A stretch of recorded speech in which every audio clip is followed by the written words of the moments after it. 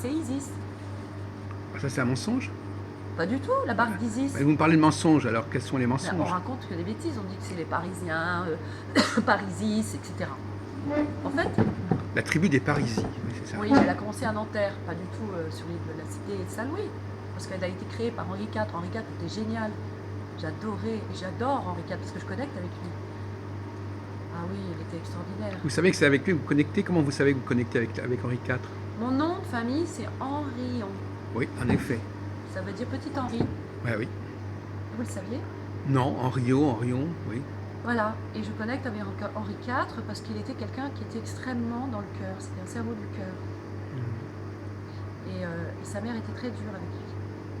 Il a dû, à 3-4 ans, sous la pluie, avec de l'ail dans la bouche, enfin, c'était, attendez, vous savez, quand je parle des rois et des reines, enfin, de Versailles, même dans le château de Fontainebleau, les gens, ils s'imaginent que la vie de roi, c'est comme les Américains, good to be the king, c'est pas ça du tout, messieurs, dames, c'est très très dur, un métier de roi ou un métier de prince. Moi, j'ai eu la chance d'approcher des princes, des princesses, ils ont une vie très très très dure.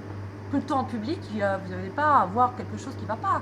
Même quand vous avez envie de mourir, vous n'avez pas le droit de mourir. Et même si vous mourrez en public, il faut le faire avec dignité. Demandez à Marie-Antoinette. Vous vous souvenez qu'elle avait marché sur le pied de son bourreau? Vous vous souvenez pas de cette Non, anecdote? non. Comment?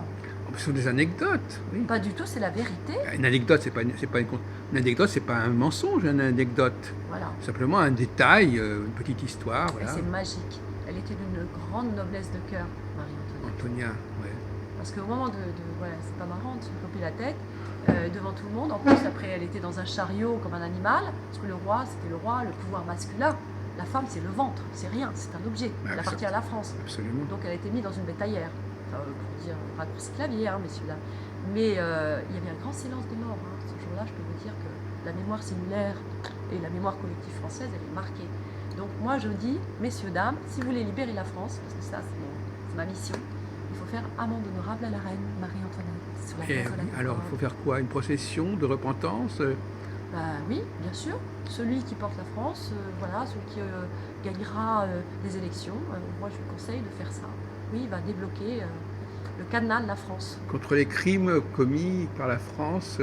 Pas forcément les crimes, mais dire déjà, voilà, de reconnaître la mort et l'assassinat de la reine. Ça va débloquer beaucoup de choses. Lady Diana, c'est lié. Qui est morte à Paris, d'ailleurs. Les Spencer étaient reliés à la France. D'ailleurs, ils sont morts pas très loin l'une de l'autre. C'est pas intriguant que ça soit l'avenue Georges V, Oui. au bout de la... Oui. Et sur la promenade de la Reine, parce que c'est Catherine de Médicis qui a fait la promenade de la Reine. C'est étonnant quand même, hein. Vous voyez, juste à l'intersection, Voilà, oui. sous le tunnel, Mhm. le plus dangereux de Paris, tout le monde le savait. Mais c'est pas le tunnel, c'est pas d'Audi, c'est pas le chauffeur, c'est la puce qu'on a mise sur le moteur. Mercedes, merci. Ah oui, ça c'est parce que je travaille au Ritz. Enfin, je travaillais. Cette puce, elle a détraqué le moteur, elle a détraqué la machine. Bien sûr, avec la puce. Attendez, on va vous mettre des puces, hein, le transhumanisme, on va nous mettre des puces. C'est pour ça que je me bats. Ah oui, justement, le transhumanisme, c'est un vote. Alors, vous êtes contre, finalement? Ah attendez, les puces, moi je suis contre les puces des chiens. Les puces avec toutes les informations. Regardez, si on veut tuer mon chien, hop, sur la société canine, bon, on peut pas le faire, hein. Ils ont des puces, les chiens. Non, c'est des puces, oui, avec les numéros, pas les puces animaux, hein, on est bien d'accord, monsieur là. C'est une puce qui permet, là par exemple, je suis en train de parler, de dire des vérités. Ça embête là-haut, là, à l'Élysée, on est juste à côté. Il tourne le bouton et j'ai crise cardiaque, qu'est-ce que vous faites? Terminé. Voilà. Ah bon, ce que faisait Catherine. on peut vous Catherine débrancher faisait comme ça? Bien sûr. La puce, elle est connectée avec des Wi-Fi. On peut faire sauter tout là, hein. On peut faire sauter vos ordinateurs. Demain, tout peut sauter. Tout le monde a tout mis, tous ces papiers, ces documents. C'est ce que vous ne savez pas, c'est que tout va sauter. On va être obligé de se servir de sa télépathie. Troisième œil.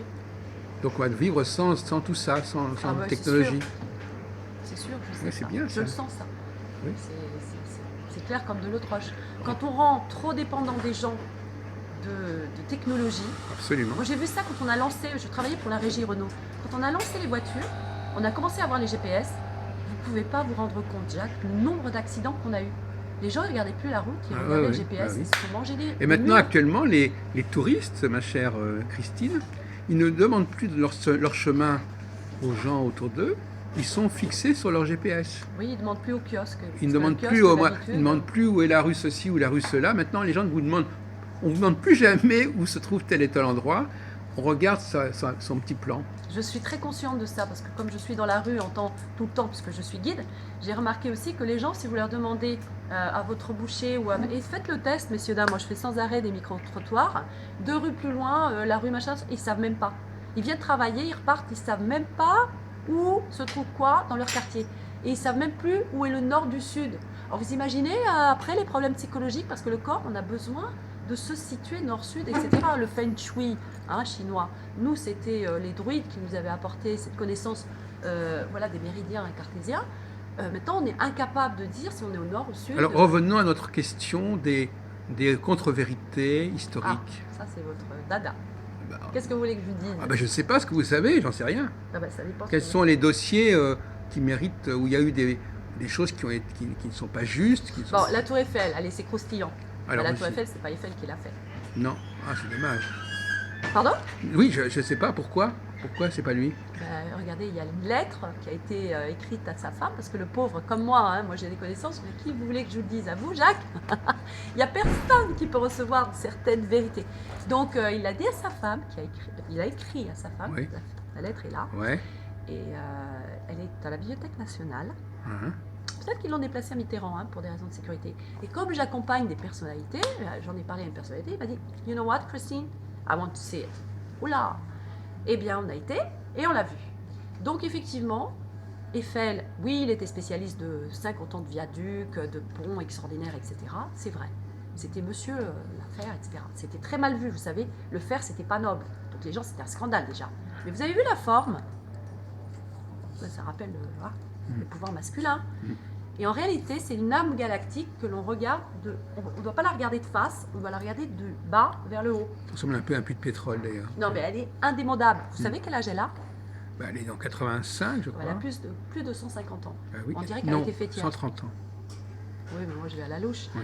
Eh bien, on dit qu'il semblerait qu'elle a été fêtière. Et en réalité, les plans ont été donnés. Donc finalement, qui est l'auteur de cette tour Eiffel? Lui, il a pris les plans, après il a fait la mise en place, etc. Mais c'est les extraterrestres, c'est les galactiques. C'est comme les pyramides, etc. Il ne faut pas rêver. Les pyramides, c'est pas nous qui avons fait ça. Mais non, mais là ça arrive, là. On va avoir toutes les informations. C'est comme quand on fait la cuisine, hop, ça va remonter à la surface et les gens vont être hallucinés, quoi. Ils vont voir qu'on s'est moqué d'eux tout le temps. Donc ça fait des vies, rassurez-vous, messieurs, dames. Donc, Christine Henrion, les extraterrestres sont intervenus à quel moment particulièrement? Mais ils sont discrets.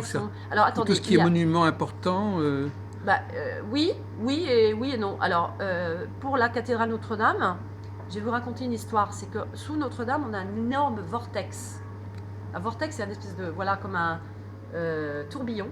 Vous pouvez voir dans l'eau. Ou Ajax. Vous vous souvenez d'Ajax, là, le tourbillon, quand vous nettoyez, là? Eh ben, on a ça sous Notre-Dame. D'ailleurs, il y a un monument pour les Juifs, pour la Shoah et l'Holocauste, qui est à la pointe. Juste derrière, il y a un vortex, mais un truc de fou. Et moi, comme je suis très sensible, je suis très spatio-temporel, moi, je prenais des coups de jus terribles. Je me disais, mais qu'est-ce qui m'arrive? Des céphalées, des transpirations, des trucs de malade.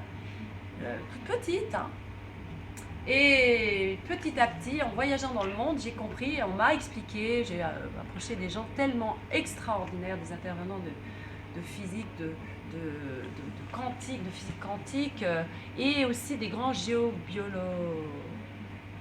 biologiciens. Enfin, j'ai du mal parce que je suis. Oui, enfin bon. De toute façon, on ne sait pas très bien. Et ils m'ont dit, écoute, c'est la source. Sous ta Notre-Dame, c'est pour ça qu'elle s'appelle d'ailleurs Notre-Dame, c'est le féminin sacré. C'est-à-dire l'énergie la plus forte. Donc la France est number one. Et c'est pour ça que la couronne du Christ, elle est dans l'axe de la cathédrale. Tout est calculé par des sages. C'était pas les francs-maçons. C'est la géographie sacrée. C'était les maîtres, les maçons, les constructeurs de cathédrales, étaient initiés par une cabale qui était de l'époque mésopotamienne et même avant babylonienne, essénienne, égyptienne. Et j'en passe, même l'Atlantide, même les Pléiades, ça remonte à la source. Alors les Pléiades, ça vous dit quoi? Ça renvoie aux constellations, c'est ça? Ben oui, c'est ça les extraterrestres. Oui, donc il serait localisé vers comme ça, les Pléiades, c'est-à-dire c'est Aldébaran, Oui. c'est des étoiles fixes comme ça. Bah là, les galaxies. Vous voyez là les films science-fiction Thor, vous savez, la série de Thor, qui viennent se battre dans le métro, etc., qui descendent des galaxies. Ben, regardez, ça vaut le coup. Là, actuellement, ils viennent de Eh ben, sortir Underworld, mais c'est autre chose. oui, ben, encore. c'est pas de la science-fiction, hein, c'est la vérité. Mais pour pas faire peur aux gens, on dit ah, ben, c'est science-fiction. C'est la vérité. C'est comme les légendes. Je vous ai dit tout à l'heure, vous vous souvenez, Saint-Denis, l'archevêque de Paris. Oui. Ben, il a été décapité, oui, mais il a marché avec sa tête, ça c'est la vérité. Mais on peut pas le dire à tout le monde, il y a des gens, ils bug, poum, électrochoc. Donc là où il est mort, à la basilique de Saint-Denis, c'est pareil, hein, ça fait partie du sacré féminin. Tout ça, c'est le sacré féminin. C'est le cœur, c'est le divin. Ce qu'est le sacré féminin, il faut bien le comprendre. Oui, Christine, C'est allez-y. Dieu, c'est le divin, c'est la nature. Enfin, ce qui est nature, les animaux, ils sont connectés avec le divin parce qu'ils n'ont pas de mental, ils n'ont pas de pensée, ils n'ont pas d'intellectuel. Le siècle des Lumières, hein, ça nous a fusillés. Il faut rester dans le cœur, il faut rester simple, il faut être connecté avec la nature. Et la rose, voilà, regardez la rose. Vous avez connu à Parapsy Madame Jumentier, là, qui communique avec les esprits animaux. Oui. Oui. Virginie. J'ai fait une émission avec elle. Oui, mais il y a Laïla Del Monte. Alors ça, c'est le grand maître. Extraordinaire, Laïla Del Monte. Penelope Smith. Anna Evans aussi, c'est un vétérinaire. Elle est déjà plus dans l'intellect, vous voyez. Mais les grandes communicatrices intuitives des animaux. Et puis il y a une star, moi je vais vous dire, moi je vous dis chapeau. Hein, la plus grande star pour moi du monde animal, c'est Brigitte Bardot. Moi, Ah oui, ah bah oui. C'est une déesse, cette femme. C'est vraiment, écoutez, je vais vous le dire, c'est au niveau de Jeanne d'Arc. Et je pense qu'il y a des liens. Oui. Vous voyez, regardez, hein, la médiumnie, regardez, Bébé. hein, il ne fait pas froid. Hein. Vous voyez ce qui se passe là? Ça, c'est des communications. Voilà. C'est la chair de poule? Wi-Fi, oui. Quand vous communiquez la Wi-Fi cosmique, elle vous parle comme ça. Oui. Ah bah voilà, les gens, vous pouvez voir, hein, messieurs, dames. Quand je mets les gens devant la rosace de la Vierge, vous savez, à Notre-Dame, c'est la seule qui n'a pas été trop restaurée, elle tourne. Elle tourne, hein, mais vraiment elle tourne. Et on a l'association de... Voilà, on a une modification de conscience. Voilà. Modification de conscience. Et les gens commencent à voir, ouf. Alors les autres à côté qui sont plus terre-terre, donc plus épais, c'est normal. Au début, hein, c'est comme quand on s'entraîne sur Word, hein, en pédale. Et quand ils voient les autres et qu'ils partagent, ils se disent, ah mais c'est possible, ah mais moi aussi j'ai l'application comme votre téléphone, et clac, ça s'enclenche. Et du coup, j'ai des gens qui s'envolent. Alors parlez-nous un petit peu aussi de ce fameux bain de cristal. Ah, vous ne vouliez pas y aller, mais venez dans le bain de cristal. Non mais oui, alors il est où le bain de cristal? Il est ici, dans le bœuf, sur le toit? Il est au sous-sol? Il est dans quoi? Non, il est dans mon... Là où je fais la sagesse. En fait. Ah bon, d'accord. Oui, dans mon cabinet de votre sagesse. cabinet, et donc c'est tout petit, c'est un petit espace. C'est une baignoire, c'est quoi? Non, c'est pas une baignoire, c'est un lit. Un lit? Sacré. Un divan? Voilà, un divan. Sauf que vous n'avez pas parlé. Le silence est d'or. Et vous allongez. Et à partir du moment où je vous initie, c'est-à-dire que je vous donne des clés, des procédures, parce que moi je suis guide. Aussi dans ce domaine-là. Alors attention, c'est différent. C'est guide et coach et thérapeute. Voilà. C'est-à-dire que j'emmène les gens. Ça, c'est très important. Si messieurs, dames, vous m'entendez, Oui, oui. c'est vraiment... Alors attention, parce que je suis contrôlée là-haut. Hein, le moindre... Hop, il me tue. Enfin, il me tue. Ouah, quand vous travaillez pour le divin, il faut être vraiment aligné.